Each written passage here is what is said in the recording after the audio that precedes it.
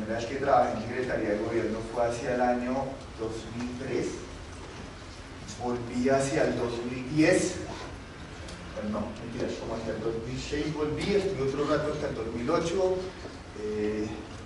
volví en 2012 y ahora volví como directivo. Ha sido también otro matrimonio extraño con el gobierno, que me gusta muchísimo la Secretaría de Gobierno, me parece pensar la ciudad. Desde aquí se piensa la ciudad, se diseña la ciudad, se organiza, se estructura. Es chistoso. Tenemos 16 sectores, como 50 entidades, todas con un rol protagónico en cada uno de sus temas. Pero algunas veces, una gran mayoría de veces, siempre tiene que estar gobierno pegado a todos los ejercicios. ¿Para qué servimos aquí? No tengo ni idea. Pero siempre se espera porque si está gobierno esto funciona.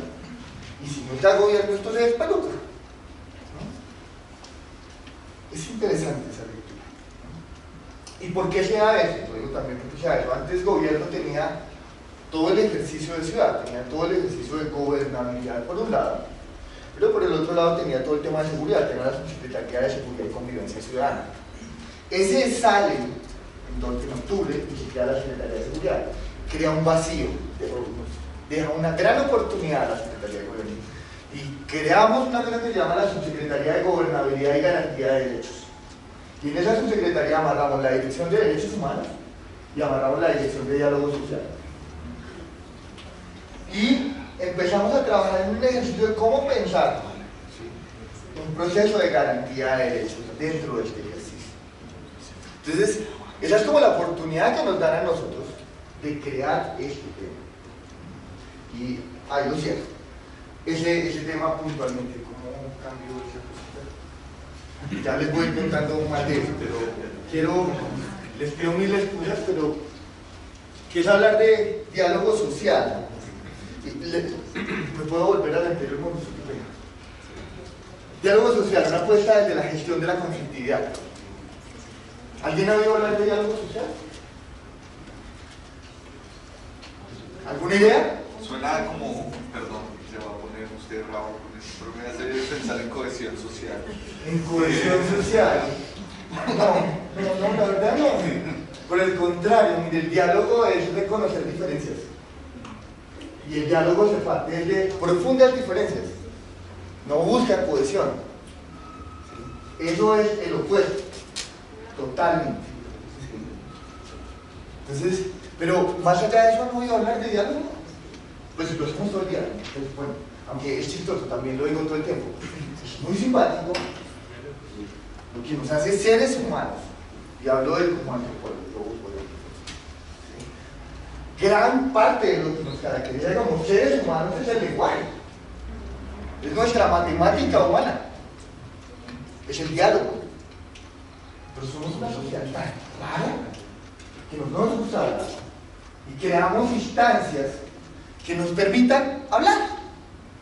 Lo más natural que tenemos es a lo que más miedo le tenemos a veces. Al diálogo.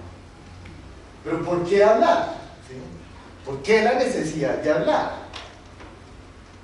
Porque hay un montón de conflictividades, hay una cantidad de conflictos, y particularmente en nuestra sociedad, lo decían ahorita, Mauricio decía sobre el tema de, usted no sabe quién soy yo, que es nuestra forma de pararnos frente a los conflictos, ¿sí?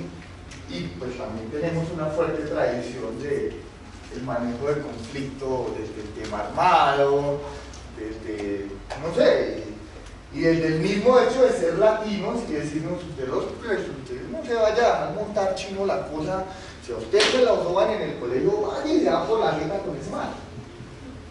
Porque eso es parte de lo que nos han enseñado toda la vida, ¿sí? Y a cómo se para, y a cómo me toca, y cómo se ventila, y a cómo me toca, ¿no? Y eso es parte del ejercicio. Así que de hacer dos niños y hacernos un montón, es una sociedad terriblemente masculina. Y piensa eso, entonces hay muchos conflictos. ¿Cómo gestionamos el conflicto? Es desde el diálogo. Y el diálogo tiene que gestionarse desde el conflicto. Entonces, ¿Dónde me encontré yo eso?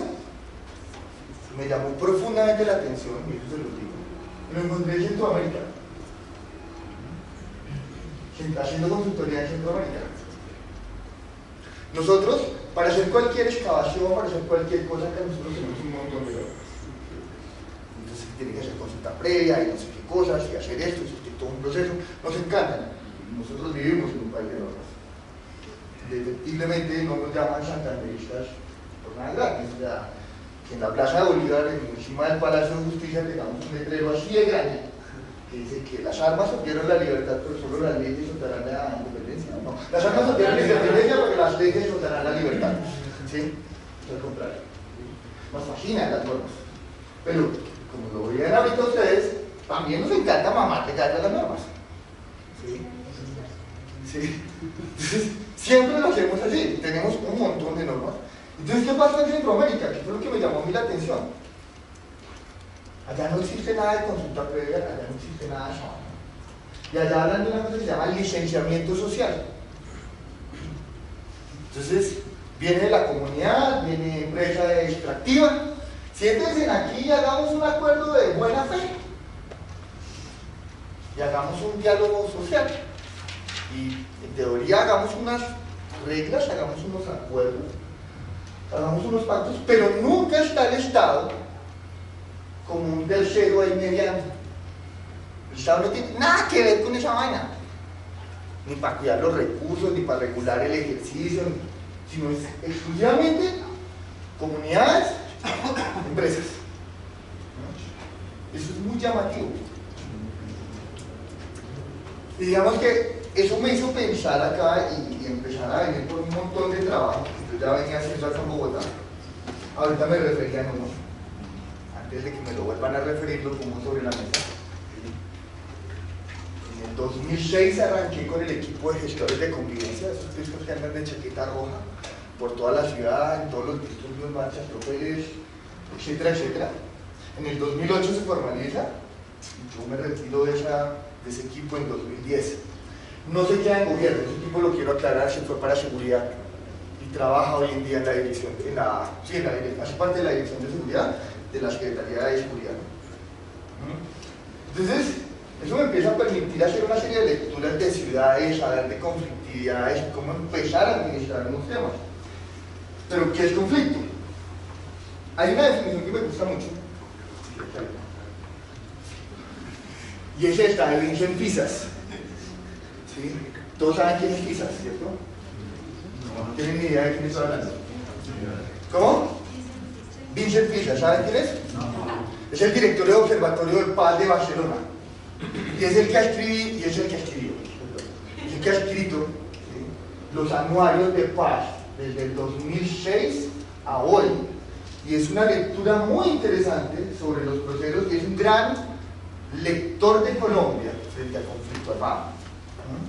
Y él sugiere esta definición, que la conflictividad social es un proceso interactivo que se da en un contexto determinado. Es una construcción social, una creación humana, diferenciada de la violencia. Pueden haber conflictos sin violencia, aunque no violencia sin conflicto. Puede ser positivo o negativo según cómo se aborde y termine, con posibilidades de ser conducido, transformado y superado. Puede convertirse en paz por las mismas partes, con o sin ayuda de terceros. Es una definición muy grande. Pero más allá de eso, lo que me gusta de esta definición, porque siempre se habla de conflicto. Si quieren, yo les regalo la presentación, no tomen fotos ni nada de esas cosas, no se preocupen, ¿sí? A mí me gusta más que me pongan atención, hablamos y no se preocupen por esas cosas. Yo les regalo la presentación, ¿vale? Eso sí, me siguen dando los créditos, por favor. ¿Sí? Entonces, ¿qué es lo interesante de Fisas? ¿Sí? Siempre el conflicto, se habla del conflicto y no sé qué, el conflicto, y el conflicto, y el conflicto. Fisas, y en esta definición dice, mire, el conflicto puede transformarse y puede cambiar. Y digamos que ese es uno de los principios que siempre he manejado, y es la gestión de la conflictividad. Yo no aspiro a resolver el conflicto. Y por ejemplo, desde donde yo estoy como director de diálogo social, Yo no resuelvo la mayoría de conflictos. Si tengo un problema con vendedores ambulantes, o si tengo un problema con habitantes de calle, o si tengo un problema con centrales obreras, o si tengo un problema con, no sé, cualquiera que sea, entro a generar y a propiciar el diálogo. Porque muchas veces eso no se da. Pero yo no soy quien resuelve el conflicto. Hay un montón de entidades detrás que son las que tienen que resolverlo. Yo gestiono y le doy trámite al conflicto.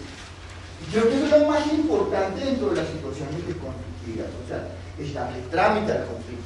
Mientras el conflicto esté en movimiento, mientras el conflicto esté en transformación, mientras el conflicto esté vivo, ¿sí? Hay posibilidades de actuación, hay posibilidades de diálogo, hay posibilidades de interlocución. Cuando ya decimos no más, ¿ya? Punto. Intervenga el MAE, intervenga la policía, se acabó esta vaina. Ya no hay negociación. Cuando se cierra, cuando ya no hay gestión de esa conflictividad, hay que tomar otras decisiones. No son las mejores, muchas veces, pero hay que hacerlo, ¿no? Entonces, si quieres darle por favor. Esta es otra definición, no tan elaborada como la otra, esta es de Corser-Lewis, y habla un poco de conflictividad es social cuando pasa de lo individual a lo colectivo. Creo que eso es lo que más me llama lo interesante. Los conflictos, nosotros no los podemos, desde el diálogo social, nosotros no tenemos los conflictos individuales. Me perdonan si hay algún otro paso, están los psicólogos, psicoanalistas, cosas de ese estilo, ¿sí? Si tengo conflictos individuales, pues busco diálogo con alguien. A mí me interesa, como ciudad, como gobierno, como administración, como sociedad, trabajar son procesos colectivos. Y cuando yo colectivizo a una población, yo tengo un diálogo con un sector, con un colectivo, con alguien que yo voy a generar un impacto, voy a poder transformar una situación. Con un individuo difícilmente lo haré. Y ahí viene un tema muy interesante, ¿sí? No lo pensaba tocar, pero lo puedo decir. Es un gran problema que tengo hoy en día, de hablar con líderes. Siempre nos abrogamos el derecho. Yo soy el líder de esto. Y ustedes tienen que hablar conmigo. Que yo represento a todos estos. Usted tiene que sentarse y hablar conmigo. Porque sí. Porque usted tenga un liderazgo. Pero indefectiblemente se necesita validar esos temas. Y entender con quién estoy dialogando. Y muchas veces hay muchas dinámicas. No es eficiente irse a una reunión con 2.000 desplazados, de ahí no va a salir nada. Pero tampoco es conveniente irse a encerrar a una oficina con 3 líderes y salir y decir, ya acabé, se arregló el negocio, se arregló el conflicto. No sirve, ni lo uno ni lo otro. Hay que tener un juego y hay que tener una correlación en esos procesos. ¿Qué digo yo que es la conflictividad social? Esto sí ya es de mi propia cosecha. ¿Sí? Y particularmente me gusta lo primero. Hablo de que las situaciones de conflictividad social son percibidas como una condición latente, que de no ser modificada o mitigada a través de una intervención institucional, mediante un cambio en las condiciones del entorno socioambiental, anuncian un determinado impacto futuro en los ámbitos sociales y económicos una vez desencadenados. Si usted no atiende un conflicto de manera oportuna, tiene un tropel, tiene una marcha, tiene un bloqueo, tiene una toma. Siempre los conflictos derivan en vías de hecho. Mientras los tengamos en vías de derecho, es lo fundamental. Si yo atiendo rápido el conflicto, si yo siento a alguien y digo, oiga, siéntese acá, hablemos, ¿qué le pasa? Me da oxígeno de tomar decisiones, de saber con quién estoy interlocutando, de entender qué pasa. Pero si yo no lo hago, si yo le doy largas a los procesos, voy a terminar en vías de hecho. Eso es fundamental. Siempre tengo que buscar el interlocutor y saber que cualquier conflicto, si no se atiende, se vuelve una crisis. Y ya hay que hacer atención a la crisis. Diego, no sé, una pregunta es como, ¿no hay conflictos que no están como abiertos al diálogo? Yo estoy pensando como en el 1 de mayo, como usted podría, yo no sé, hacer todas las reformas laborales que quiera y hay una gente que va a ir al 1 de mayo a pelear, porque el objetivo de alguna gente ese día es pelear y no es como conseguir nada en especial. Digamos que eso es cierto y no es cierto. Usted ya me pone el tema del 1 de mayo, echémonos el cuento del 1 de mayo, ¿qué pasa? El 1 de mayo. Este año, por primera vez en 12 años, no tuvimos un disturbio en el 1 de mayo. No hubo. No hubo un disturbio. Es una buena pregunta, ¿no? Pero, ¿cómo? No, mire, yo pienso que hay diferentes dinámicas y hablemoslo, ¿por qué? Sí, desde el primer mes de gobierno, cuando ni siquiera habían establecido el diálogo social, empezaron a levantar a las prostitutas, a las trabajadoras sociales de la mariposa.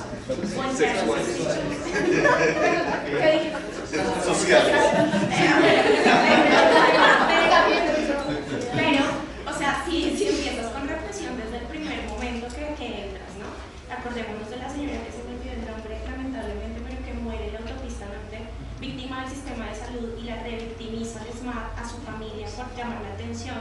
Y cuando empieza a pasar todo ese tipo de cosas, y para todos llevan SMAT, y cuando hay personas con discapacidad en la Plaza de Bolívar y lanzan gas, ¿no? Entonces, ahí le aclaro una cosa. Sí, me va a decir, fue una persona individual, y entonces le abrieron un proceso, una investigación y demás, porque siempre es individual cuando se comete el error, pero no, cuando hay cosas buenas. Mire, yo le hablo francamente, ¿sí? Le hablo francamente. Usted me está, discúlpeme, para yo poder terminar, entonces le iba a decir una cosa. Para dónde va mi punto y usted me dice. Mi punto es que cuando empiezan a hacer ese tipo de cosas y para todos utilizan el SMART, pues de alguna manera sí es persuasivo, pero evidentemente es muy represivo. Y si estoy de acuerdo con Lucía, si había más SMART y si había más represión, lo cual no quiere decir que está bien. Yo creo que se puede dirimir de otra manera. El diálogo social se hace primero antes de, pues, es lo que me está diciendo, pero no es la realidad de lo que pasa en esta administración. No, mire, desafortunadamente el diálogo siempre se hace. Por ejemplo, me vuelvo al 1 de mayo. Y eso es una cosa que yo la he hecho por muchos años. Lo primero que uno hace, y arranco 1 de mayo, uno arranca el 1 de mayo como desde el 15 de marzo. Uno arranca a trabajar el 1 de mayo. Lo primero que yo hago es sentarme con centrales obreras, con organizaciones. Hay una cosa que, por ejemplo, ustedes saben qué es el COS, la Coordinadora de Organizaciones Sociales. Agrupa más o menos a 496 organizaciones sociales de Bogotá, que es la que dinamiza los procesos de movilización social. Y hay un montón de plataformas sociales que son muy importantes y que dinamizan. Entonces, yo empiezo a hablar con ellos. Desde el 15 de marzo al 1 de mayo yo puedo tener en solo esa actuación alrededor de unas 15 o 20 reuniones. No solo con organizadores, no solo con organizaciones sociales, con fuerza pública, reuniones entre fuerza pública, centrales obreras y organizadores. Todo un tema de generar muchas confianzas. Indefectiblemente, digamos que el 1 de mayo uso una frase que no uso hace muchos años, pero un tropel no se le niega a nadie. Un tropel no se le niega a nadie, en serio. ¿Sí? Eso es una fiesta, eso es una teatralización. Entonces, Si tiene una papa, entonces yo voy y lo corro, y me devuelvo, y hago gases, y esto, y juego. Un tropel no se le niega nada. ¿Que hago diálogo? Muchísimo. Que genero procesos inclusive en terreno fundamentales. Le voy a poner, por ejemplo, una experiencia que hicimos en el 2008, me acuerdo muchísimo, esa fue sensacional, porque desarmamos a todo el mundo. Ese día terminamos en tropel también en la Plaza de Exposición. ¿Sí? Pero, digamos, ¿qué pasaba antes de ese año? Antes del 2008, todos los tropeles toteaban en la Jiménez con un séptimo. ¿Y por qué toteaban ahí? ¿Alguien se le ocurre? ¿Cómo? No, pues el 1 de mayo no hay tráfico. Miren, nosotros nos inventamos una cosa. Nosotros empezamos ese rollo con 4 amigos más. Nosotros terminamos llamando esa esquina el Pentágono. Pero está City, está el Banco de la República, está la Iglesia, está Transmilenio Y está McDonald's. Gracias. Y está McDonald's. Por el McDonald's. En el 2007, ustedes no saben lo que pasó en McDonald's, unos piscos colgados del cielo así. Y corriendo con esa alegría de McDonald's por toda la séptima. Loquísimo. En el 2008, ¿qué hicimos? Eso nos los patrocinó la alcaldía de ese año. Nosotros le dijimos, venga, nosotros tenemos que despistar a estos manes. Y hicimos unas impresiones de unas fotografías, pero de, no sé, 30 por 30. ¿Sí? Y pusimos a líderes del movimiento sindical desde el siglo XVIII. Mujeres de Antioquia, no sé qué, y hicimos como 20 fotografías. ¿Sí? Y las colgamos esa noche, el 30 de abril, las colgamos en los edificios, todo. Y el 1 de mayo a las 6 de la mañana, para abajo. Llegó todo el mundo así ya a la Jiménez con séptima. ¿Dónde están? ¿Dónde está la iglesia? ¿Qué pasó? Y empezaron a ver las fotos. Y fue un tema totalmente, o sea, les dimos donde estaban pensando, ¿sí? O sea, no es así. ¿Sí? Entonces movieron el tropel 2 cuadras para allá. Obvio, la plaza siempre, mire, la plaza es una cosa que nuestra plaza es majestuosa. ¿Sí? Y nuestra plaza es. ¿Alguno estuvo en la inauguración de One World? Sí. ¿Sí? El presidente. Los que están allá ahorita. El presidente dijo una cosa, y es cierto, mire, en esta plaza ha pasado de todo. Cuando la diseñan en el 50, ¿sí? La diseñan pensándola en un escenario netamente político. ¿Sí? Es un escenario político.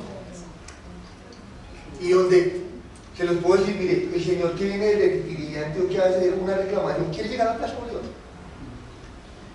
Todo el mundo quiere llegar a Plaza Bolívar. Todo el mundo siente una seducción, una fascinación extraña, exótica, pero llegar a Plaza Bolívar no es carajo. Finalmente, es el hecho político, sí, simbólico, cultural, político. Pero en la concreta, en la tangible, podemos discutir. Efectivamente, y en eso lo es un hecho simbólico, es un hecho político. Pero en la tangible es muy poco lo que se logra. Pero todos queremos llegar a Plaza Bolívar. Todos.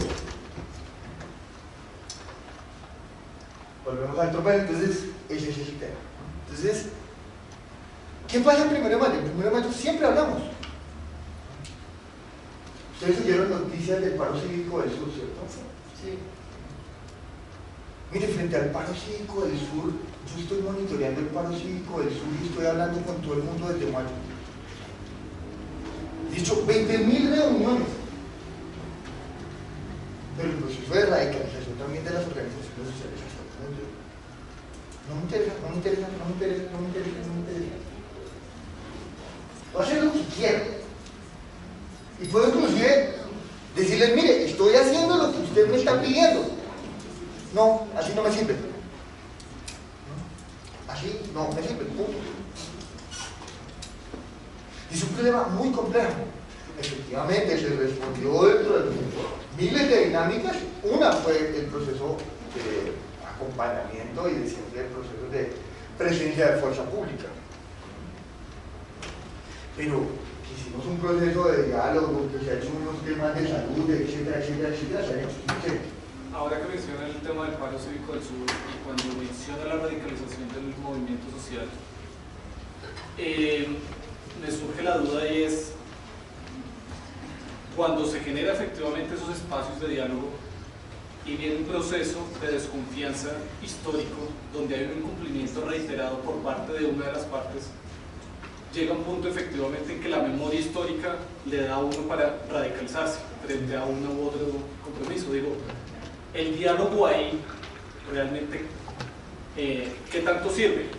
Porque yo estoy de acuerdo, no estoy, o sea, más que todo es una pregunta de cómo resolver efectivamente, llegar hasta qué punto, si incluso vemos que ahora, yo que trabajo en el gobierno, veo cómo se sigue incumpliendo lo acordado en el paro cívico. Mire, yo le digo una cosa, yo le puedo decir dos frases. Uno, el diálogo hasta sus últimas consecuencias. No importa, o sea, hay que seguir dialogando, créame o no me crean. Hayan hecho o no hayan hecho. ¿Sí? Le puedo poner un ejemplo. En el Instituto Materno Infantil, hoy en día, eso hace parte del complejo San Juan de Dios, tenemos todavía a 33 mujeres que tienen tomado el cuarto piso. Yo entraba a hacer procesos de diálogo con ella, a ver cómo manejamos, cómo mejoramos el Instituto Materno Infantil, inclusive unas telas que quisieron reconocer, un montón de cosas. Hay unas reclamaciones muy concretas de ella. ¿Qué pasó? Y es un elemento, mire, yo lo único que digo es cumplirlo. Cuando llego a todas las pruebas de negociación, lo que me sacan es un acta del 2006, firmada por el secretario de Salud de esa época. Tipo, vuelas en ese entierro. Pues yo soy administración. Yo soy administración. Y quien firmó esa acta fue la administración. ¿Qué es lo único que me queda a mí? Respetar esa acta. Y ahí seguimos, y tenemos todas las 33 mujeres ahí. Y por lo menos por mi parte, no las vamos a que va a haber un proceso de negociación, pero sí, efectivamente yo no voy a victimizar a 33 señoras que llevan ahí, que se perdieron en el tiempo, tienen unas características muy particulares. Pero, digamos, ¿qué es lo que estamos haciendo? ¿Cuál ha sido la alternativa? Venga, Secretaría de la Mujer, siéntese aquí y empieza a hablar con estas señoras y empieza a hacer todo un proceso de restablecimiento de derechos y empieza a mirar cuáles son las condiciones psicológicas, psicoafectivas, de familia, de un montón de cosas.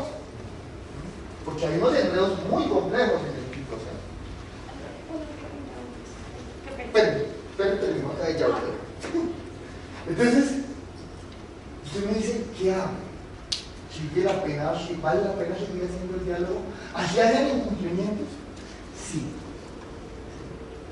¿Cuál es el papel de uno? Tratar de ver cómo hago algún cumplimiento. ¿Cómo busco cumplir algo? Había un jefe mío, de costeño, siempre esa frase no se me va a olvidar, y él decía que uno tenía que buscar los mangos bajitos. ¿Sí? Victorias tempranas les llamamos acá en el campo. Pero él decía que eran los mangos bajitos. Y uno, en esos ejercicios, tiene que buscar victorias tempranas. ¿Qué puedo hacer? No, es que la reunión de hace 10 años no la han hecho. Una reunión la puedo hacer.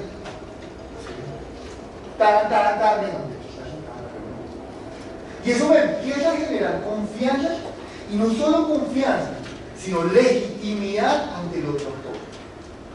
Porque eso es lo fundamental. La confianza debe buscar legitimidad. Eso es fundamental. Ahora sí. Perdón, qué pena más, solo para terminar la idea, porque es que no me queda resuelve la duda. Yo entiendo y estoy completamente de acuerdo contigo. El tema es que cuando uno es administración termina por resolver efectivamente esas pequeñas cosas que son tan estructurales y que hacen efectivamente que el movimiento se radicalice. Y entonces en ese sentido digo, ¿qué tan efectivo? O sea, la pregunta es, ¿qué tan efectivo es el diálogo social, digamos, o la finalidad del diálogo social si al final de cuentas se van a resolver son pequeñas cosas? ¿Sí? Y volvemos al mismo tema, digamos, es más que todo una pregunta de análisis profundo, ¿sí? No de por qué no se debe llegar al diálogo social, porque efectivamente sí, sino que es el papel incluso que jugamos los que estamos efectivamente en la administración y cómo terminamos también incluso diciendo y estigmatizando quizás al otro diciendo es que se radicalizó, ¿sí? O con ellos no se puede hablar por esto o esta situación cuando efectivamente hay una situación histórica de incumplimiento, ¿sí? Entonces, la radicalización quizás también viene desde acá, ¿sí? Digamos, es más que todo el papel desde la institución, porque efectivamente terminas cumpliendo pequeñas cosas. Yo, te agrego una porque yo también me sentí que me faltó un pedacito de mi respuesta y es, bajo la lógica de Hernando, yo lo que siento es que, y usted va apuntando un poquito para allá, hay una gente que dice, oiga, sentarse a hablar es inútil, lo que hay es que generar conflicto para generar una transformación social. ¿Sí? Y entonces, mejor dicho, hay una gente que todo lo que piensa que las vías de hecho funcionan.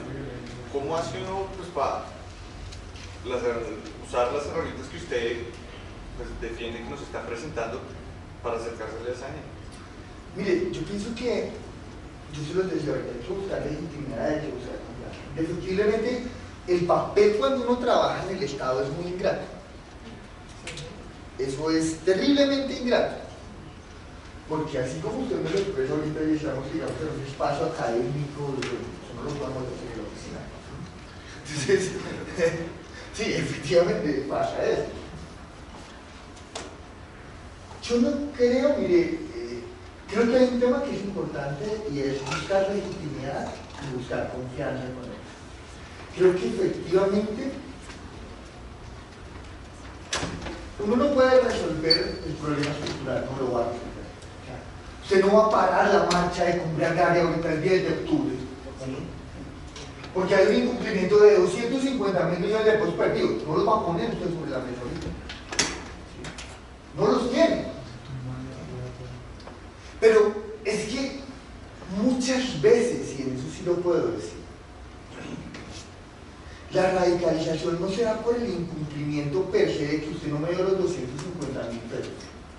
Los 250.000 millones de pesos. ¿Sí? Sino la radicalización se da en la forma del manejo de la relación. Por eso yo le vuelvo y le digo, mientras usted tenga el pisco sentado acá y usted esté dispuesto al diálogo, usted tiene alternativas de manejo. Pero si como pasa la semana pasada que llegaron unos campesinos reclamándole a la Agencia Nacional de Tierras y se le paran allá frente de la Agencia Nacional de Tierras y el director manda a decir, no vamos a atenderlos y mejor dicho, me los quitan y ahí hacen muérganos. Por favor, más bien que alguien mire lo que sea. ¿Sí? Si sea una secretaria, una guiadora, que yo soy de la Agencia Nacional de Tierras, vengo a atenderlos. Mire, la gente se radicaliza realmente. Más que por los incumplimientos, por el manejo que usted le da. ¿Sí?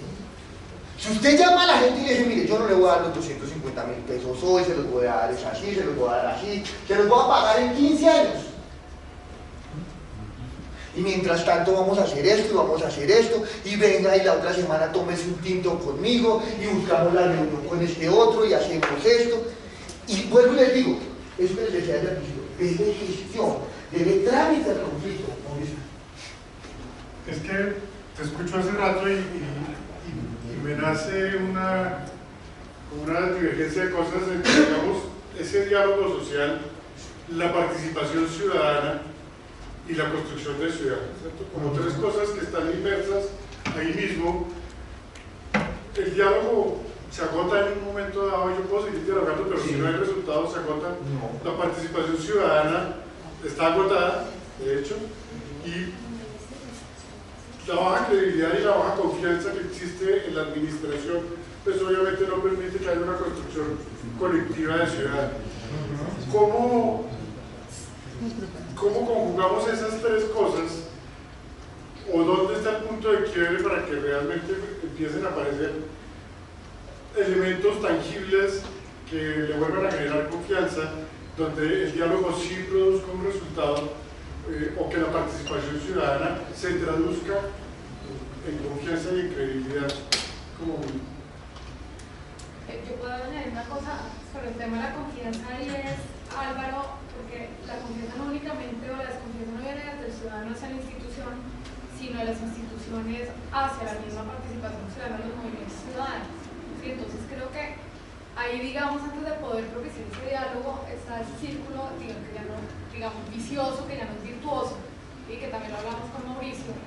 Y ahí, digamos, cuando ustedes como gobierno se sientan muchas veces con las organizaciones, tampoco están confiando realmente en un proceso, no es una generalidad, pero sí, digamos, es un hecho, digamos, que pasa, y ahí la disposición, digamos, se rompe, ¿no?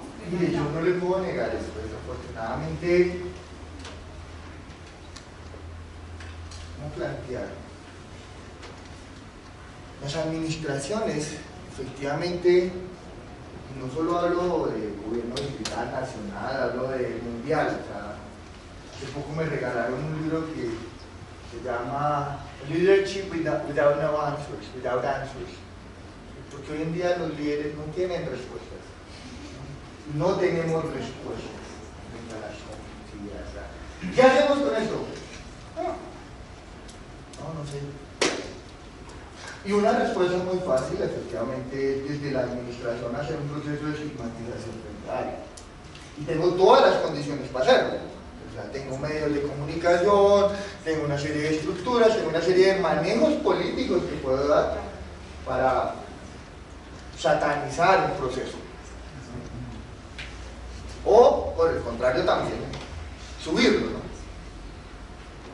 Efectivamente, digamos, lo que el diálogo busca efectivamente es una participación social. Que esa participación sea realmente incidente. Y vuelvo y lo digo, creo que ahí hay un elemento fundamental, y es el hecho de determinar su proceso, de buscar concretar elementos que permitan evidenciar un gana-gana para ambos. Donde yo tenga algún resultado como administración, ¿sí? Y usted también tenga que tiene un resultado como sociedad, como colectivo, como actor social. Vuelvo al punto, me parece que hay que trabajar siempre con victorias chiquitas, hay que buscar los mangos bajitos, porque esos son los que efectivamente le permiten a uno generar esa relación, generar ese proceso de incidencia, generar esas dinámicas de correlación. No, ya que mencionas eso, yo hice un curso de resolución de conflictos y negociación en el INALDE, y ellos hablaban de la importancia de anclar en ese tipo de diálogos, porque muchas veces lo que ocurre es que se genera un círculo de hablar y ninguna de las dos partes ancla. Y cuando no se ancla, pues no hay sobre qué negociar. Entonces, si pudieras contarnos un poco cómo es esos procesos, porque digamos en una negociación empresarial, pues se ancla con dinero, con una cifra, digamos. Esa es una respuesta facilísima. En este tipo de procesos, ¿cuál sería el ancla? Mire, desafortunadamente todo el mundo piensa que poniendo plata se resuelven las cosas. No, pero digo en una negociación empresarial, que era el caso de este curso. No importa, mira, pero eso es un tema y es una lectura que hoy en día socialmente se hace. No, hay pobres, no, los pobres los resolvemos con plata. Ah, se cayó no sé qué tal vaina, no, necesitamos más plata, necesitamos conseguir recursos, necesitamos... No necesitamos eso. O sea, algo que me hizo llorar hace poco fue después del terremoto en México, unas imágenes en la noche, y estaban unas 4.000 personas en la calle cantando Cielito Lindo. Y es la cohesión social. A mí la plata no me resuelve la cohesión social. Los anclajes son fundamentales, no los podemos amarrar al tema de plata. Ese es un gran error que cometemos. Sí, de acuerdo, eso es lo que te estoy preguntando. Sí, no nos podemos Evidentemente sé que en estos procesos el tema de dinero no es, y la pregunta es cómo... No, si el problema es de dinero, porque el trasfondo es unos problemas económicos de inversión social en un montón de espacios. Y es un problema económico. Pero ese problema económico yo no lo resuelvo con plata, ¿sí? Poniéndolo netamente con plata. Yo no voy a... Eso que les explicaban antes, de una serie de comportamientos sociales que tenemos, yo no los modifico poniendo más plata o menos plata. Yo los comportamientos sociales los manejo desde otra lógica. Los manejo desde ser una persona o desde ser una administración donde reconozco al otro como un actor válido y me siento con ellos y hablo con esas otras personas y hablo con una serie de colectivos. Espérenme, ya voy para allá. ¿Por qué? ¿Dónde anclo ese proceso? El diálogo social, y siempre uso este civil, no puede ser una estrategia. Tiene que ser un marco de referencia, tiene que ser un paradigma. Usted tiene que creer en eso. Si usted no cree en el diálogo, no funciona. Esto es como cuando a uno de niños le decían, ¿alguien le tiene miedo a los perros? ¿Alguien ha tenido perros que le decían a uno de niños, no le dé miedo porque los perros huelen el miedo y si usted lo huele, le van a ladrar? ¿Sí? Las sociedades son así. ¿Sí? Las comunidades son así. Si dentro del proceso de negociación, si dentro del proceso de diálogo, esto es una estrategia para hacer X, Y o Z, no funciona. ¿Cómo se llamaba este antiguo director de lo que fue el presidente de Ecopetrol y director del acueducto? Merlano. En una charla, él también habla mucho de eso. Y él decía, mire, yo les voy a decir algo que siempre empiezan con esto. Cuando yo he sido presidente, todos los procesos de diálogo yo los he ganado. No me ha fallado uno. Cuando yo he sido asesor, todos los he perdido. Porque cuando yo dirijo el diálogo, yo creo en el diálogo. Cuando yo tengo que convencer a otro para que crean ese diálogo y no lo vean como una estrategia, estoy perdiendo. Y eso es lo complejo de esta situación. Entonces, ahí es donde le digo, el anclaje tiene que entenderse aquí, en que hay una renegociación frente al actor social. Vuelvo y digo, la marcha que va a haber el próximo 10 de octubre es por 250.000 millones de pesos que están perdidos. Gente lo tiene. Pero eso está dinamizando un montón de conflictos con indígenas, procesos de legalización de tierra, procesos de comunidades campesinas, temas de minería, temas de medio ambiente, una cantidad de cosas que aún así yo pusiera mañana los 250.000 millones de pesos sobre la mesa, no resuelve el resto. Entonces, es ahí donde yo le digo, ¿qué está pasando? ¿Dónde puedo tener otras lecturas? Que efectivamente tenemos que llegar a resolver a los 250.000 millones de pesos y efectivamente garantizar una participación de los ciudadanos, pero donde yo me devuelva a decir, venga, ¿qué es lo que está debajo de esto? Eso requiere de un proceso de lectura social de quiénes son los actores que representan, dónde están, qué intereses hay, toda una serie de lectura social de qué está pasando en ese tema. Una lectura social. Hay un texto muy bonito que se llama Consumidores y Ciudadanos, que es de Jesús Martín Barbero, y dice, ¿cómo conocen la ciudad? ¿Cómo se conoce la ciudad? Dice que los comunicadores pasan en avión y conocen las ciudades, y así cuentan las ciudades. Los sociólogos van en un carro, conocen un poco más y cuentan algo más. Los antropólogos la conocemos caminando. Y eso nos permite tener otras lecturas. No quiero decir que siempre tiene que haber un antropólogo, ¿sí? Pero es algo así, ¿no? Que tanto usted se involucra, que tanto usted sabe quiénes son los actores con que está negociando, ¿Qué tanto usted sabe quién está detrás del que está hablando con usted? ¿Qué tanto usted sabe de qué ideología representa? ¿Qué tanto usted se ha llenado la cabeza de una serie de argumentos, una serie de lecturas frente a esa situación? Yo puedo sentarme como funcionario público, leer una carpeta y decir, no, esto está así, esto es esa vaina, y esto hay que arreglarlo así, y esto es esto, y ya, hasta luego, se acabó. Generalmente es lo que hacemos. Pero efectivamente el diálogo requiere conocimiento, y requiere formación, y requiere entender quién es ese otro que interlocuta conmigo. Ahora sí. Es que algo que hablamos esta semana se me quedó en la cabeza y tiene que ver con lo que está diciendo Laura.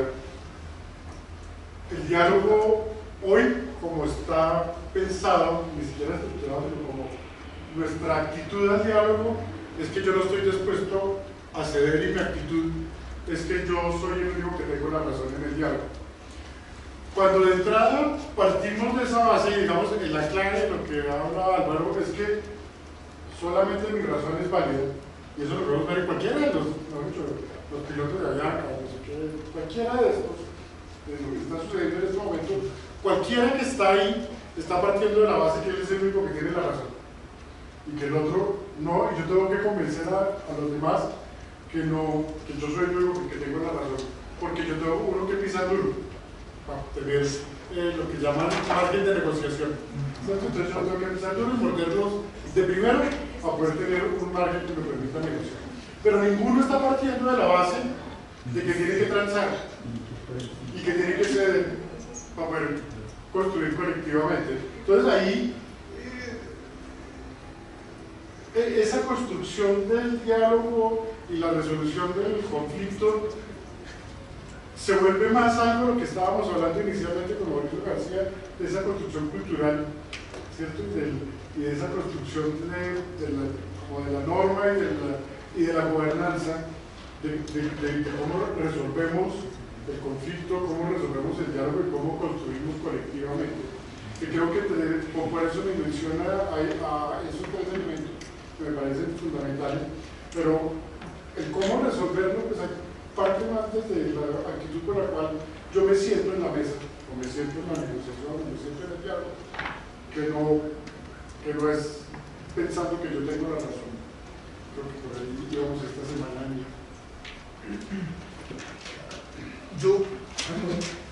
Complementando lo de Mauricio, creo que como el diálogo también tiene que tener siempre como eje central la verdad, o sea, que ambas partes estén hablando como desde la, sí, o sea, como desde esa... Yo no le hablaría de la verdad que no sé qué sea. Pues, o sea, digamos como ese Yo no sé qué sea la verdad, y la verdad puede ser para cualquiera. Yo le hablaría de diálogos honestos. Bueno, exacto. Es diálogos honestos. Y es comprometerse. El diálogo le implica a usted compromiso. De decirle, mire, yo puedo hacer esto. Y mi alcance es este. ¿Sí? Es un ejercicio de confianza. Sí. Obvio. ¿Sí? Pero no de verdad. Eso ya es como medio teológico el asunto. Y ya no creo en eso. Pero sí creo en un ejercicio honesto de decirle a la gente, yo llego hasta aquí. ¿Le sirve lo que yo puedo hacer? ¿Sí? Yo me doy con usted y me comprometo hasta acá. Yo eso puedo hacer. Yo no puedo prometer cosas que no voy a cumplir. Eso es lo que pasa. ¿Sí? Eso es otro problema, eso ya es política. Entonces, Catalina. Nosotros nos conocimos en un escenario, de hecho te estrenaste con nosotros. Como director, sí. Yo, digamos, veo el rol de esta dirección un poco como un maestro de ceremonias que coloca la mesa, coloca las sillas y siéntese. Pero no le veo los dientes suficientes. Siento que,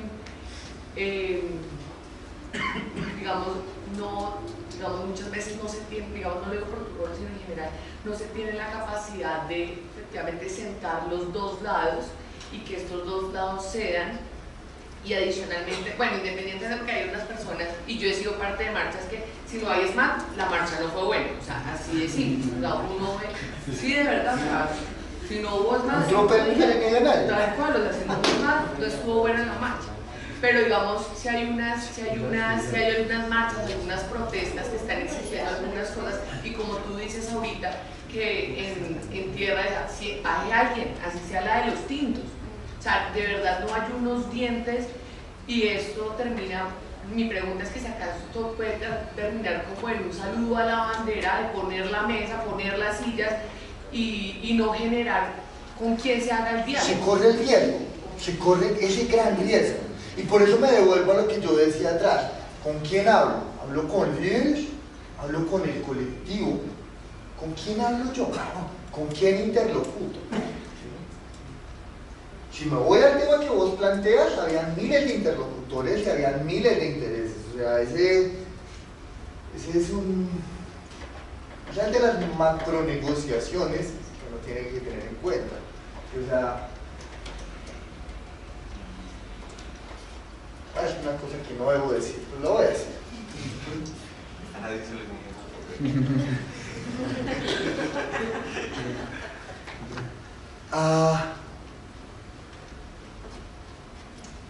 La información que nosotros manejábamos como administración frente al tema de Plaza Bolívar y frente al Campamento de la Paz, y mientras hubo diálogo, nosotros le dimos manejo a esa situación. Nosotros teníamos dos presiones muy grandes. Una presión del gobierno nacional, manejando unos intereses frente a una situación y unas condiciones que se estaban dando del país. Pero paralelamente nosotros teníamos ya un manejo debajo de la mesa desde Cuba. Tú lo sabes. ¿Sí? Entonces, a Bogotá le pasa una cosa muy simpática. Yo no tengo que resolver los problemas nacionales. Yo no tengo ninguna injerencia. ¿Sí? Frente a esos desplazados que llegaron a la Agencia Nacional de Tierra, yo no tengo como decirle al señor, oiga maestro, baje. ¿Sí? Y arregle esta vaina. Porque a Bogotá llegan problemas nacionales, internacionales, nacionales, distritales y locales. Yo gobierno, tengo gobernabilidad y tengo la potestad de administrar los locales y los distritales. Y yo efectivamente, si tengo un problema con vendedores ambulantes y la señora del IPE no quiere bajar, hago una llamada y se baja o baja.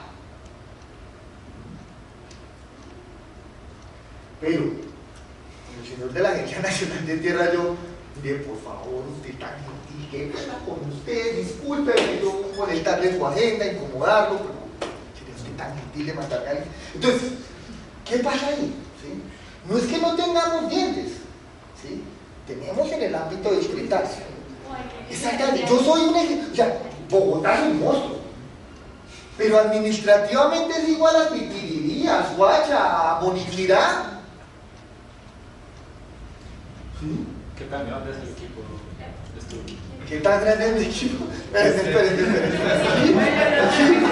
Yo quiero hacer una cifra.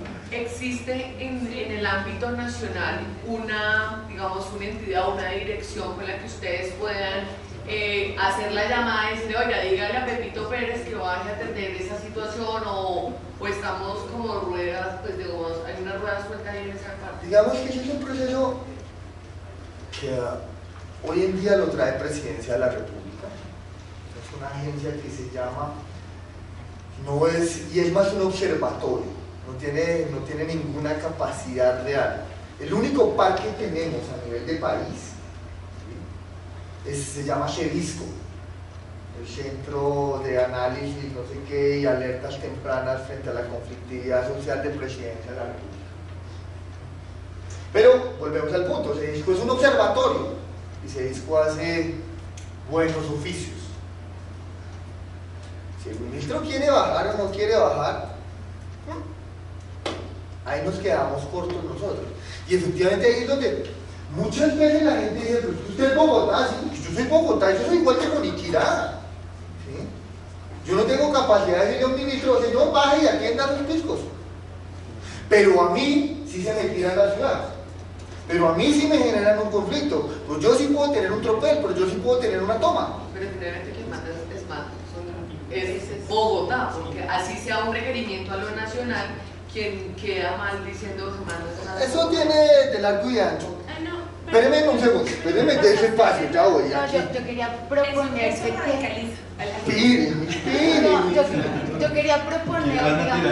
Yo quería proponer que terminaras de plantearnos cuál es la estrategia que ustedes tienen para la prevención. No, yo sé que esto es muy... No, un poco porque yo creo que ya, digamos, el marco teórico sí lo comprendemos, pero por tiempo dentro de la agenda, digamos, tenemos muy poco tiempo para conocer la estrategia. Voy a hablar rápidamente. Su merced, su pregunta, por favor. Gracias. Lo que pasa es que en la primera intervención evidentemente no quedó claro, porque una cosa es entrar a generar un diálogo social cuando a ti te han dicho históricamente que los 1 de mayo sale todo el mundo a marchar, y otra cosa también es cuando te avisan 2, 3 meses, nos vamos a paro, porque lo que estás generando, lo que quieres generar es de alguna manera esa conversación, ¿cierto? Porque lo que estás diciendo es, yo me voy a paro si usted no se sienta conmigo. Entonces empieza a generar las dinámicas, las partes se sientan y es muchísimo más fácil de alguna manera prevenir o incluso profundizar el conflicto para que se llegue a eso. Pero cuando las cosas salen de la nada, ¿no? Y cuando una mujer, voy a volver a lo mismo porque me parece que es fundamental, cuando una mujer se muere víctima del sistema social, del sistema de salud, cuando una mujer se muere víctima del sistema de salud en la calle, y la respuesta inmediata no es ver qué es lo que está pasando y generar el diálogo con su familia, que lo único que está haciendo es llamando la atención para que no revictimicen a su ser querido. Entonces, ¿cuál es la respuesta y qué hace la subdirección para generar otro tipo de diálogos que no sea apagar fuegos de alguna manera, pero apagarlos con lo que ya les han avisado? Mejor dicho, a ustedes les soplan que va a suceder y ustedes actúan de acuerdo a lo que les soplan. Pero ¿qué pasa con los conflictos latentes y los conflictos espontáneos que se dan en la calle por sus actuaciones y por, de alguna manera, la desconfianza mutua? Porque sí estoy muy de acuerdo con Mónica que la desconfianza no solamente de ciudadanos y ustedes, sino también de ustedes, y cuando hablo de ustedes, hablo como institucionalidad que va más allá de un gobierno de turno, ¿no? Yo le diría 2 cosas. Uno, las protestas, los procesos de movilización social, jamás, debe ser algo muy marginal, el 0.0001% son espontáneos. Todos los procesos de movilización social son intencionados, son definidos, son calculados. La mujer no se murió pues premeditadamente. No, pero la movilización sí es una movilización premeditada. Si es donde la familia dice, la única forma de que me escuchen es bloqueando la vida. Eso es premeditar, eso es definir la actuación. La muerte de la señora yo no la discuto. Puede haber sido un problema de salud, lo que su merced quiera. Pero las movilizaciones, los procesos de movilización social, jamás son espontáneos. Siempre hay un fuego, siempre hay alguien que dice, siempre hay algún motivador. Si pensar en antropología, y ahorita viéndola usted, me acordé de eso, una palabra que hacían hace muchos años y que usábamos, ¿quién era eso? Los prime movers. ¿Sí? ¿Quiénes son los catalizadores de un poco de vaina? Y siempre dentro de los procesos de movilización social se da eso. Siempre dentro de los conflictos sociales siempre hay un dinamizador, siempre hay un catalizador.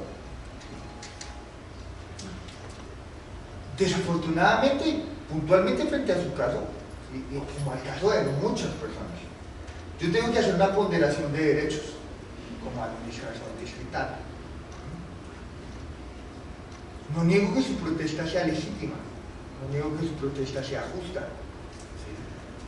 Pero también tengo, no sé, en esa hora a 100.000 usuarios del Transmilenio, también con el mismo deseo de llegar a su trabajo y de llegar a su vivienda o de llegar a ver a su novia o a encontrarse con su amante. No tengo ni idea qué quieran hacer. Pero tanto tienen derechos esas personas que están usando el Transmilenio como las personas que estaban reclamando por su familia. y hay que levantarlos a puntas, ¿no? O se puede ir bajarla del tinto, como usted decía, que baje cualquiera de la misma. Lo hicimos y se hace, y muchas veces no, la gente no quiere hacerlo. Cuando yo voy y yo mando a esos muchachos de rojo, y esos muchachos de rojo van y les dicen, mire, por favor, retírese de la vía, ayúdenos no sé qué tal cosa, ayúdenos esto. Una sugerencia, Álvaro, para que vamos cerrando. Sí, Entonces, apoyo la moción de Ana Margarita. Este es como el modelo que yo me he inventado, ¿sí? Y este es como el modelo que yo me he inventado y que venimos como trabajando, bueno, incluso trabajando hace muchos años. Hay dos elementos, y esto quiero que lo tengamos claro, son elementos coyunturales y elementos estructurales. Los estructurales son los problemas que vivimos todo el tiempo. Los coyunturales son los que me dinamizan las actuaciones de estos estructurales y generan las situaciones de conflictividad social. Esto es un modelo sistémico. Siempre he creído en los sistemas. Y un modelo sistémico amarrado a un tema de derechos humanos. Un modelo sistémico visto desde la implementación de derechos humanos. Tiene dos niveles de actuación y tiene un proceso de generación de conocimiento. ¿Qué? Si me preguntas, por el color, si no te aparece. Entran las situaciones de conflictividad social del sistema, ¿cierto? Aquí es donde hago la intervención. Y la intervención, yo entro no a hacer prevención, eso es falso. Nosotros nunca, cuando actuamos de primera mano, no hacemos prevención. Nosotros hacemos mitigación de impactos. Y es lo primero que usted tiene que hacer, es mitigar el impacto de una situación. ¿Qué le sugiere eso? Una identificación y caracterización de las situaciones de conflictividad social y le obliga al diseño de implementación tendientes a mitigar el conflicto.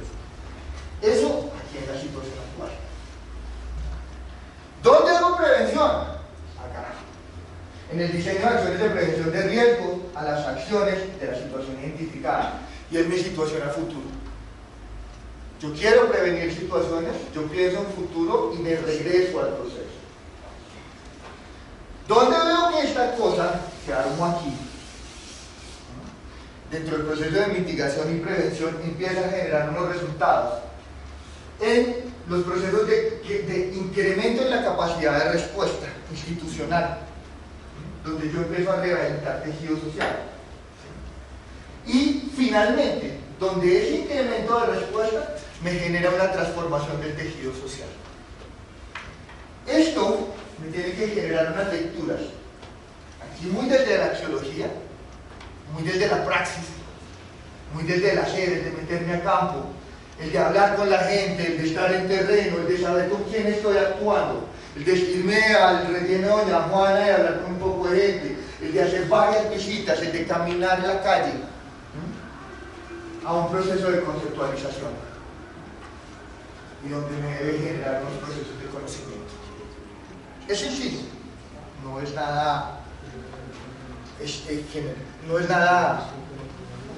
No, yo quisiera como frente a eso que propones como hacer una reflexión en relación a la necesidad de que se incorpore el proceso como de monitoreo de los acuerdos a los que llega el ciudadano con la administración. Porque efectivamente eso es un tema muy importante. Porque yo creo que en eso radica mucho de la desconfianza que hoy existe en los niveles de cumplimiento. Si tú le das esa siguiente página, hasta aquí no se ve, pero bueno, hay una ruta metodológica para entender esa vaina. ¿Sí? Esto también se le ocurrió a los ingenieros. ¿Cómo es? ¿PHBA? ¿PBHA? ¿Sí? ¿Cómo? PHBA, planear, hacer, verificar y actuar. ¿Sí? Pero está basado en eso. Entonces, yo tengo que empezar con unos ejercicios donde yo defino el sentido de las palabras y empiezo a entender una serie de situaciones, construir marcos conceptuales. Empiezo a entender los conflictos, este es el ejercicio de construcción de marcos conceptuales. Construyo escenarios, hay un tema muy importante de construir escenarios. ¿Cómo los construyo? ¿Cómo los defino?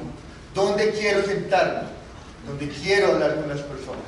Eso es fundamental, inclusive. O sea, son nimiedades, pero a veces saber dónde me reúno con los colectivos es fundamental. Si yo voy a entrar a negociar una marcha como la que hubo el jueves, que fue un caos, no, el miércoles, la marcha de universidades, ¿sí? Yo no negocio esa marcha al interior de la Nacional. Por seguridad. No, seguridad no, es un metido de Pero, ¿dónde busco puntos? O sea, el simple hecho de sentarme a negociar. ¿Sí? ¿Dónde nos sentamos? No, yo no voy a venir al gobierno. ¿Sí? Nos fuimos y nos reunimos en la Hemeroteca Nacional. Y empecé a buscar cosas de esos ejercicios. Algo que les decía antes, definir cuál es el alcance. ¿Hasta dónde puedo llegar yo? Definir las reglas de juego, eso es fundamental. En la medida en que yo le defino mi alcance, le defino mis reglas de juego. Y le digo, mire, yo puedo hacer esto, puedo hacer esto, puedo hacer esto, y espero de usted esto, esto y esto. Eso se hace fundamental. Aquí ya empezar, yo diría que aquí es como un escenario inicial, donde yo hablo con líderes, donde yo dejo la negociación. Cuando yo ya salgo a lo público y me encuentro con los... O sea, aquí hablé de pronto con líderes, hablé con organizaciones, hablé con entidades, con instituciones, y aquí yo salgo y hablo ya con comunidad. En un encuentro con los otros. Y finalmente hago unos procesos de evaluación, de aciertos y desaciertos. Si te das a la otra... Van a encontrar esto en la presentación y van a encontrar unas rutas metodológicas muy de A, B, C, D de cada una de las cosas. ¿Qué les sugiero yo? En cada uno de esos capítulos, definiendo el sentido de las palabras, eso me va a quedar aquí, para no alargar el, y lo pueden revisar. ¿El protocolo de movilizaciones salió o no salió? No ha salido, está en revisión. Y eso responde. ¿Y responde... eso está basado en eso? No. Eso responde... me toca explicar otra cosa. Perdón, qué pena. Me toca explicar otra cosa. Dentro del distrito, en 2015, se firmó un decreto que habla como el protocolo de movilizaciones sociales, pero es un protocolo... ¿Cómo defino yo protocolos? Protocolos es un ABC de cómo actúo. No es un tema de intencionalidades políticas y de buena voluntad. Eso es lo que tenemos actualmente en el decreto de movilización social. Es un decreto de la policía se va a portar bien, las comunidades van a marchar juiciosas, nosotros como administración garantizaremos todos los derechos. ¿Sí? Eso no dice nada. El protocolo es decir, mire, policía usted actúa así, actúa así, actúa así, actúa así. En personería usted actúa en este momento, gobierno actúa en este sentido, la Dirección de Derechos Humanos hace esto, la Dirección de Diálogo hace esto, las comunidades hacen esto y tienen estos derechos y estos deberes. Eso está en revisión, ¿sí? Pero ese es un proceso que se está conciliando todavía.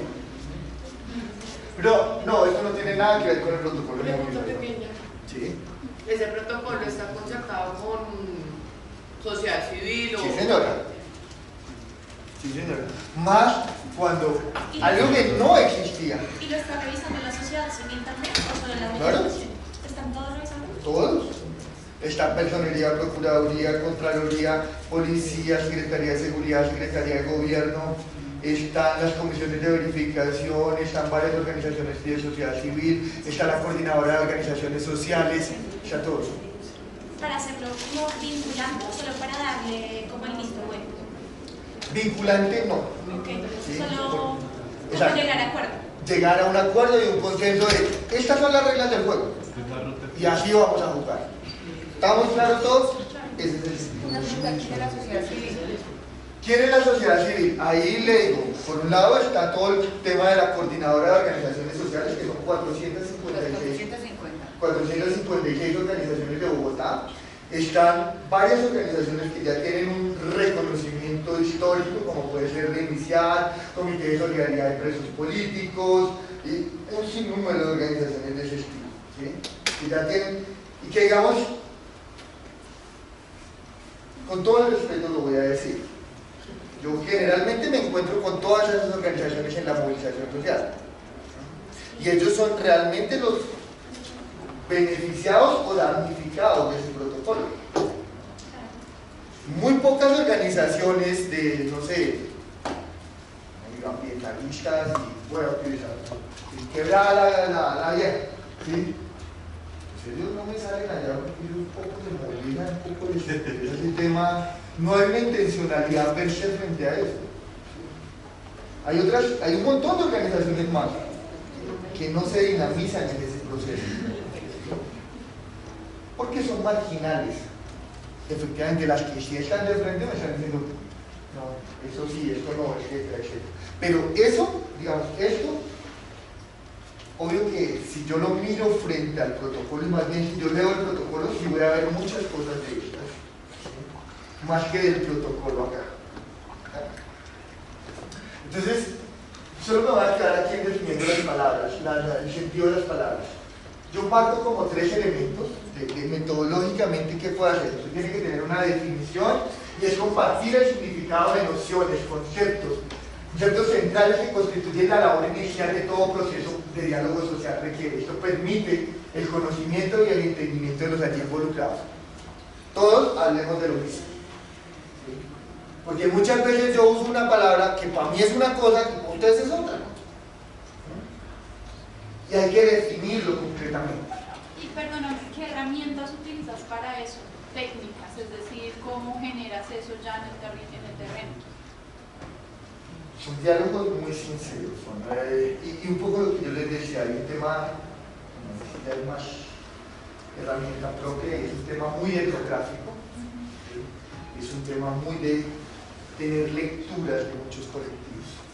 ¿Qué están haciendo? ¿Qué significa cada uno de ellos? Aquí hay mucha semiótica. ¿Cuáles son los retos? La vinculación de los actores. Los actores deben concurrir y reconocer de manera permanente sus responsabilidades. Y estoy hablando de ambos. Socialización de avances y facilitación del proceso para su comprensión. Contribuir a la generación de una cultura de prevención. Y el procedimiento para la conceptualización, reconocimiento de marco normativo, conclusiones y acuerdos. Y así les voy a ir tratando de describir en cada uno de esos pasos qué pueden hacer ustedes. ¿Cuál es la herramienta última de esto? ¿O cuál es la herramienta central de este ejercicio? Es la formulación de acuerdos, la formulación de pactos. Esa es la herramienta real de lo que significa diálogo social. Más allá de lo entretenido que puede ser dentro de todas las dinámicas de negociación, de conflictos, de situaciones, de todas las lecturas que tú puedes tener dentro de esta situación. Lo importante es concretar todos estos pactos. De acuerdo. Vamos a hacer esto, sí, vamos a hacer esto. Hay que fijarse un norte y hay que tener un pacto grande que sea lo que me resuelve a mí el conflicto como tal. Pero va a necesitarse de unos pactos chiquitos todo el tiempo. Y generar unos acuerdos, que vuelvo al punto que les decía, victorias tempranas, ¿sí? Generación de confianza. ¿Cómo genero yo pactos pequeños que yo voy cumpliendo? ¿Y cómo voy subiendo esos pactos de nivel? ¿Cómo voy complejizando el pacto con la relación con comunidad? Hasta finalmente resolver esa situación. Esa realmente es la ruta. ¿Te podría decir a la última? Sí. Siguiente. Esa última. Generalmente, ¿qué digo? Todas las acciones, todo lo que marca el pacto, tiene que tener 4 características fundamentales.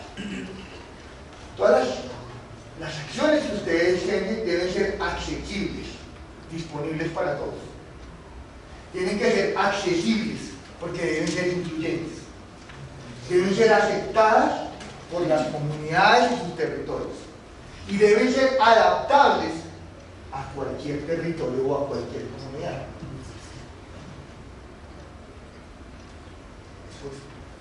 ¿Esos son los mismos indicadores de Tomaszewski, los de la UNESCO?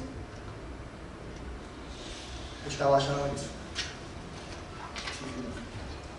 Esos 4. ¿Cómo hacemos ese tema? ¿Cómo buscamos que lo que hagamos nosotros se dé en esas 4 dimensiones?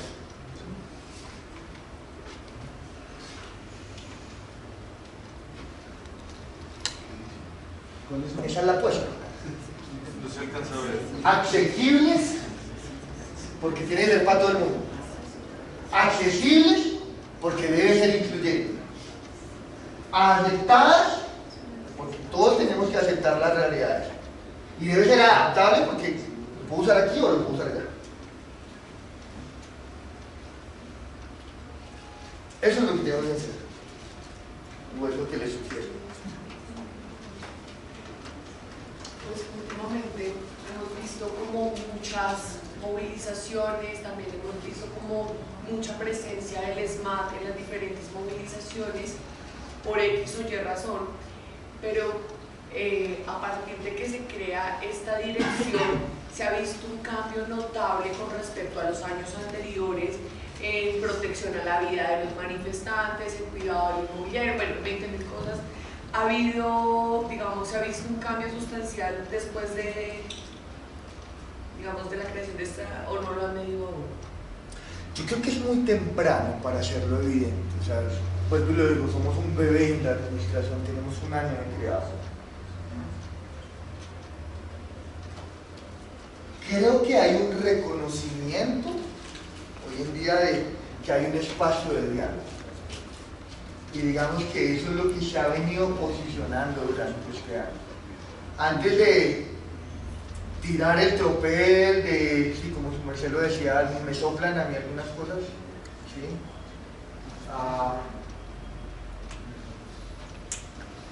Hay unos escenarios ya. Y decir, bueno, venga, hablemos, ¿usted qué me puede ayudar? ¿Usted qué existe, para qué sirve? Digamos que es la sensación que hay en este momento frente a la dirección. Es como, ¿usted qué puede hacer por mí? Y es un poco, por eso se los decía, es muy importante el diálogo honesto y definir el alcance que yo pueda tener frente al ejercicio. Hasta donde yo puedo, como administración distrital, agenciar, porque realmente esto es un proceso de agenciamiento. El trasfondo de todo el ejercicio de gestión es un proceso de agenciamiento. Lo más. ¿Cómo yo hago un agenciamiento efectivo? ¿Qué es un agenciamiento? Sí. Esa pregunta me la hicieron el otro día y como respondí, ¿ustedes conocieron a los patinadores hace 30 años? Que teníamos todas las empresas. Un señor que se estaba por el para un lado y para otro y llevar los papeles y juiciosamente aquí, para allá y así, aquí. El agenciamiento es eso. Yo soy un patinador moderno. En los juzgados, sobre todo, se usa. Sí, yo soy un patinador moderno, entonces yo me la paso de venga señor, usted venga para acá, siéntese aquí, póngase acá, acomódese aquí, siéntese allá. ¿Sí? Yo soy un agenciador y es una oficina de agenciamiento. Realmente el trasfondo de la dirección de diálogo es una oficina de agenciamiento y de que propone por la participación. Una pregunta, Álvaro. Esto, digamos, ese marco de referencia y todas esas cosas que están aquí para atrás, deben tener unos dientes que garanticen que eso que se construye en el diálogo social tenga una incidencia posterior. ¿Cómo son esos dientes? Yo nunca he pensado en los dientes. Les soy muy honesto. Yo nunca he pensado en los dientes, nunca he pensado que debo tener un elemento coercitivo. No me refiero a eso. No. Yo sé, o sea, ¿cómo vuelvo efectivo que lo que marqué ahorita no se me caiga en 6 meses que yo me fui de la dirección? O en el próximo cuatrenio o en una serie de cosas. Ahí hay un tema que creo que es lo más importante y es buscar el empoderamiento ciudadano. Yo como administración, yo como vocero, no soy quien garantizo que esto se cumpla. Yo pongo la mesa, yo creo las reglas de juego, yo lo pongo, pero quien me garantiza que efectivamente esto se dé es mi interlocutor, y es la apropiación, y es también cómo ese otro cree en el proceso de diálogo. Tal vez eso es lo más difícil. Esto es un ejercicio realmente de seducción. Es un ejercicio de convencer al otro y decirle, créame. ¿Sí? Y móntese usted en el proceso y haga que esto sea realidad. Esto se sustenta en un ejercicio de corresponsabilidad permanente. ¿Verdad? Álvaro, a mí me llama la atención esos indicadores porque son los mismos que estamos utilizando en educación para crear una vaina que llama índice del derecho a la educación, que en otros países ya está, y es que tanto el Estado garantiza las condiciones a partir de la asequibilidad, accesibilidad, adaptabilidad, que tanto garantiza para que haya una calidad real de la educación y no solo indicadores de pruebas saber del ICFES, que también son válidos, pero esto dice más acerca de cómo el derecho se está cumpliendo, pues para que haya buenos indicadores en otras cosas. Eso hasta ahora lo estamos construyendo en Colombia, eso no existe. Otros países ya lo tienen, ¿cierto? En educación. Ustedes tienen indicadores ya de eso, hicieron una evaluación de impacto, un seguimiento, a ver si esos diálogos sí están funcionando para reducir la sociedad, la gestión de conflictos. Mire, eso es lo que estamos construyendo. Yo le vuelvo y le digo, mire, este pedazo de presentación es mía, es mi cosecha. ¿Sí? Que nosotros, que de una manera u otra, esto es lo que yo estoy poniendo sobre lo que es la dirección de diálogo social. Es cierto. Que estamos construyendo los indicadores, hasta ahora estamos empezando a construir. Y estamos tratando de definir cuál puede ser un indicador válido frente a una serie de ejercicios que estamos construyendo nosotros. La tensión de conflictividades hoy en día, creo que ya se me acaba el tiempo, ¿cierto? Sí. Más o menos, sí. Deme 2 segundos y respondo aquí, dale. Bueno, no, me desvío un poco de este tema, iba más en esta línea, pero precisamente todos los que al final lo que va a garantizar esto es que el ciudadano se empodere. Yo sé que es muy temprano, por un año, pero este diálogo y estos procesos han logrado que efectivamente la ciudadanía se empodere de estos procesos para que sí. tengan sus... Sí, ahí le tengo que decir que sí. Porque ha sido un ejercicio muy bonito. O en este momento muy artesanal, diría yo, que tiene un proceso de concreción. Pero fue un tema que hicimos nosotros desde la dirección, creamos una cosa que se llama la Red de Derechos Humanos, Convivencia y Diálogo Social. Esa red tiene una excusa, que es que patrocina a 20 iniciativas con 5 millones de pesos, ¿sí?, en ejercicios de derechos humanos, convivencia o diálogo en su territorio. Durante este año, y eso es un trabajo que venimos trabajando mancomunadamente con la Dirección de Derechos Humanos, ellos tienen una meta de formar a 30.000 personas en el cuatrienio, yo tengo una meta de vincular 80 colectivos a esa red. Y durante este año hemos formado a 4.000 personas en derechos humanos, y de esas 4.000 personas, los colectivos, han presentado 67 iniciativas en todos los tamaños, sabores y colores, ¿sí? Iniciativas de niños, discapacitados, mujeres, fútbol, mil cosas. En ese momento estamos trabajando con 27 de esas iniciativas. La primera vez estábamos completando lo que era 2016 y 2017. Y hemos empezado a tener unos diálogos territoriales muy interesantes. Desafortunadamente, y ahí sí ya hablo como administración, y ya me pongo el vestido con la chaqueta pitufa, mi chaqueta pitufa.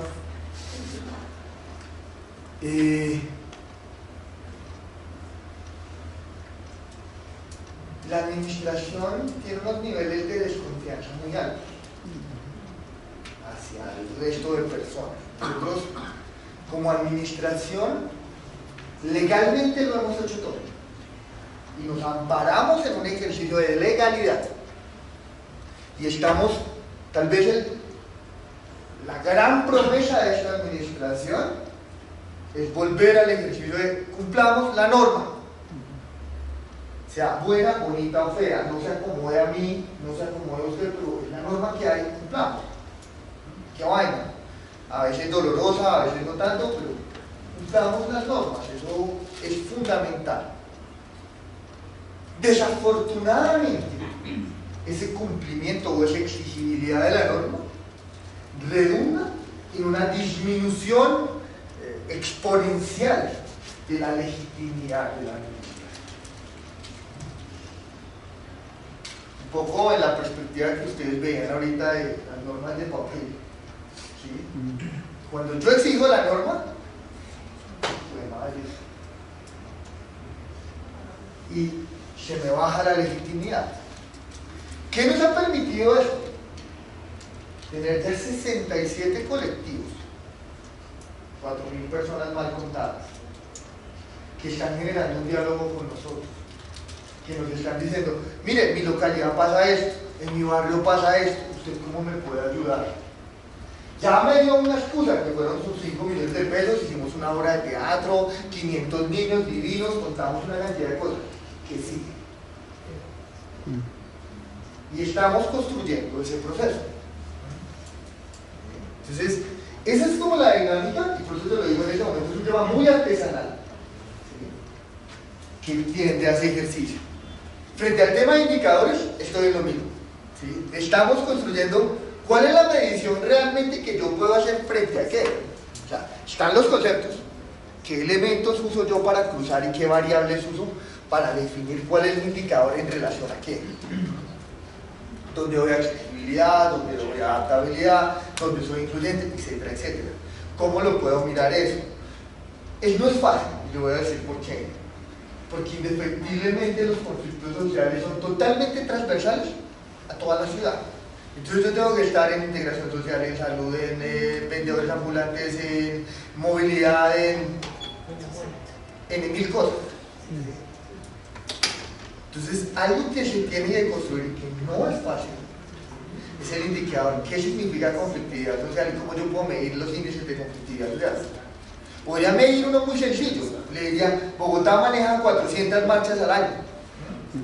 De esas, solo tienen intervención de policía del 0.3%. Y eso es un tema terriblemente marginal.